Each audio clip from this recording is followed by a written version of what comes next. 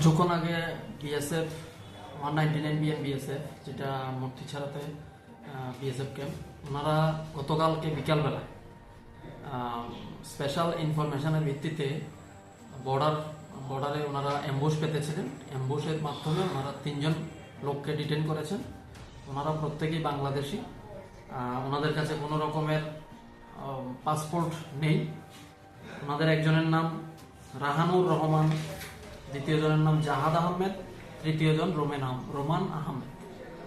তো ওনাদেরকে জিজ্ঞাসাবাদ করে যতটুকু জানা গেছে, ওনারা ইন্ডিয়াতে অন্ধ্রপ্রদেশে কোথাও কোনো একটা ফ্যাক্টরিতে কাজ করেছিলেন। কাজ করে 9 মাস পরে ওনারা বাড়ি ফেরার সময় গতকালকে ধরা পড়েছিল।